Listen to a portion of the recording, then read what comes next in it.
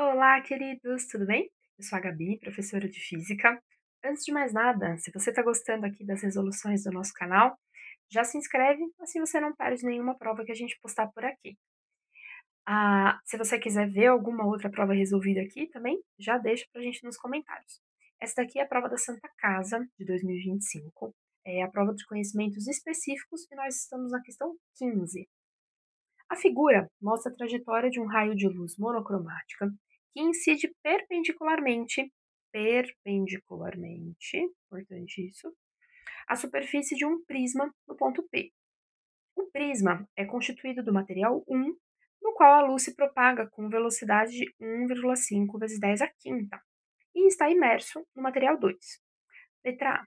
Qual o fenômeno óptico que ocorre com o raio de luz no ponto P mostra que a expressão matemática que representa a lei referente a esse fenômeno é válida nessa situação. Bom, aí depois a gente continua lendo. Então, primeira coisa, o que, que acontece aqui no ponto P? A gente tem que a luz vem do meio 2, né, e passa para o meio 1. Essa mudança aqui de a luz passando de um meio para outro é algo que na física a gente conhece como refração. Então, esse é o fenômeno aqui a que o exercício se refere.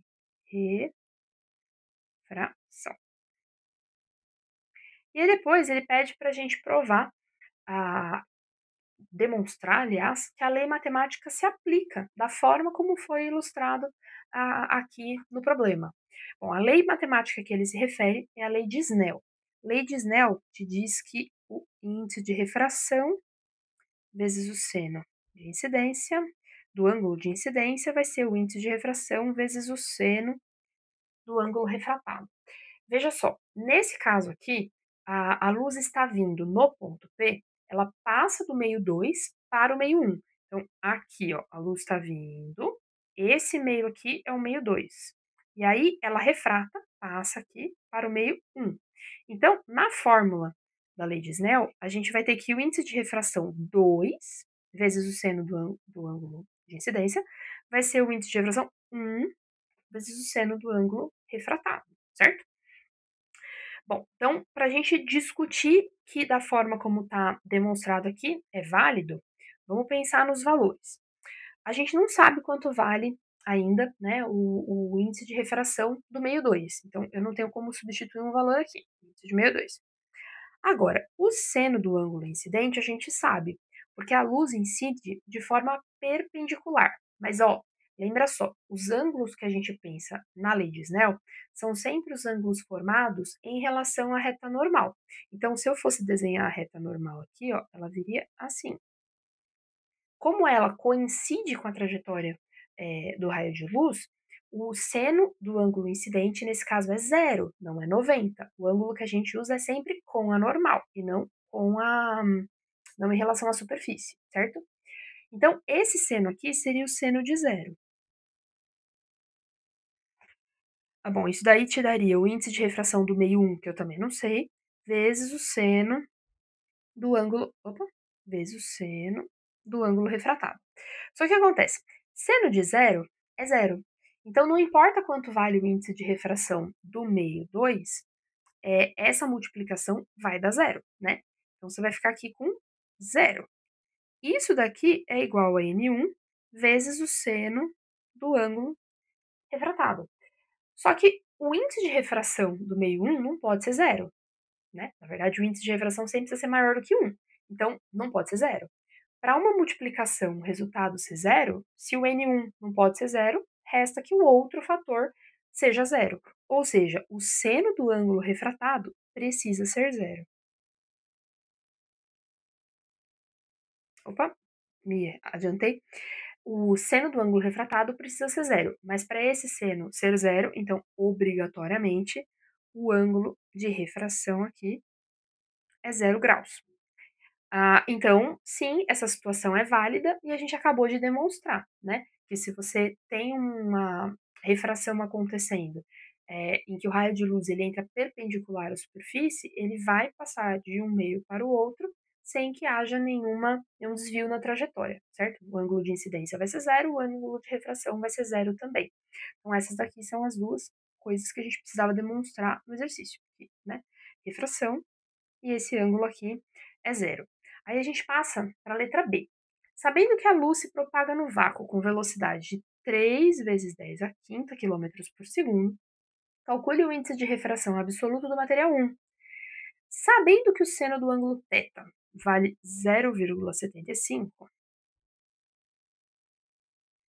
calcule o maior valor de índice de refração no meio 2 para que ocorra o fenômeno mostrado no ponto Q.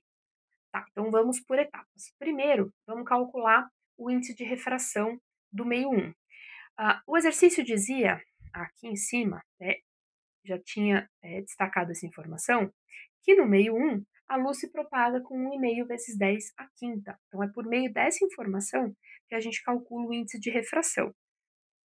O índice de refração de um material qualquer, ele sempre vai ser a relação da velocidade da luz no vácuo dividido pela velocidade da luz naquele meio. Nesse caso aqui, eu quero saber o índice de refração do meio 1. Então, a velocidade vai ser a velocidade no meio 1. Então, você vai ter que esse índice de refração vai ser o 3 vezes 10 a quinta, dividido pela velocidade no meio, que seria 1,5 vezes 10 a quinta. Esse 10 à quinta a gente pode simplificar com esse 10 à quinta, então sobra 3 dividido por 1,5, que dá. Aliás, eu não sei de onde veio esse 2 aqui, né? Eu já pus o resultado. Eita, a gente vai ter que dar um bem bolado, porque eu tinha apagado o rascunho que estava escrito ali, para poder dar. Pronto, funcionou. Para poder dar para escrever mais pertinho do enunciado, tirei o rascunho, ficou aparecendo. Então, a gente tem N1 aqui. Então, 3 dividido por 1,5 vai dar 2. Índice de refração não tem unidade de medida. Então, a resposta aqui já é isso. Aí depois ele queria o maior índice de refração do meio 2 para que você possa ter esse fenômeno que está acontecendo no ponto Q. No ponto Q, se a gente for olhar aqui, ó, o que acontece é uma reflexão. Quando que isso daqui acontece? Quando você tem uma diferença entre índices de refração que é suficiente para que a relação entre os senos, do mesmo jeito que a lei de Snell estava mostrando ali, ela não vai dar certo muito bem, né? Então, você vai ter a partir de um determinado ângulo de incidência, o fenômeno muda. Ele começa sendo refração, começa, que eu quero dizer, é quando a gente pensa em ângulos, tá? Então, aqui na letra A, por exemplo, a gente tinha um ângulo de 0 graus. Então, com 0 graus, vai acontecer refração. Conforme, se eu for aumentando o ângulo de incidência, conforme eu vou aumentando esse ângulo, a minha refração também vai mudando de direção, e aí existe um determinado ângulo em que o fenômeno muda, deixa de acontecer refração e passa a acontecer reflexão.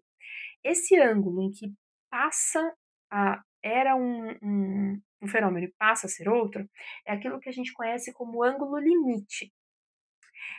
Quando você tem um ângulo limite, na verdade, o raio de luz não vai sofrer uma reflexão desse jeito tão clara. No ângulo limite, que seria o menor ângulo tal para que isso aconteça, a gente teria, na verdade, isso daqui acontecendo, né? Então, a luz ela chegaria aqui no ponto Q e ela sairia de uma forma que a gente chama de rasante, certo? Então, nesse caso, o ângulo aqui de refração seria o ângulo em que ela iria sair seria um ângulo de 90 graus. Não esse 90 graus que eu desenhei. Peraí, deixa eu fazer aqui bonitinho. A luz chegaria aqui, ela sairia assim, né? Rasante. Então, nesse caso aqui, o ângulo seria de 90 graus, formando também com a normal, certo? A partir deste ângulo, todas as qualquer ângulo maior que esse valor, eu vou ter, na verdade, um processo de reflexão e não mais de refração. Bom, então vamos ver quando que isso acontece. Quando a gente pensa, então, vai ser a própria lei de Snell, do mesmo jeito, quase do mesmo jeito, na verdade, que eu escrevi ali. Então, a gente vai ter que n vezes o seno do ângulo de incidência vai ser igual a n vezes o seno de ângulo de refração. Qual que é a diferença entre a fórmula que eu escrevi lá e a fórmula que eu escrevi aqui? Acontece que quando a gente pensa no ponto Q, Na verdade, o ângulo de incidência ali, que seria o θ, ele acontece dentro do meio 1, e a refração é que seria acontecendo no meio 2. Então agora, dessa vez, inverte os n's, né. Aqui seria 1, aqui seria 2. Aí sim, é só a gente substituir os valores. Então, N1 vale 2, o seno do ângulo de incidência 0,75, o N2, a gente não sabe, né, na verdade essa é a pergunta. E aí, o seno do ângulo refratado. Para que seja essa história de ângulo limite, que é quando você, né, muda, o seno do ângulo refratado seria um seno de 90 graus. Seno de 90 graus é 1, então aqui ficaria vezes 1. 2 vezes 0,75 dá 1,5, então o índice de refração 2 precisaria ser 1,5. E aí essas são as respostas aqui, do item B. Calcule o índice de refração absoluto do material 1, 2. Calcule o maior valor do índice de refração absoluto do material 2 para que ocorra aquele fenômeno. Então, no máximo, o índice de refração tem que ser 1,5. E é isso. Se você ficou com alguma dúvida, deixa aqui nos comentários. Se você quer ver alguma outra prova resolvida aqui também, deixa pra gente nos comentários. Se você puder dar aquela força, curte, compartilha. É isso. Tchau, tchau.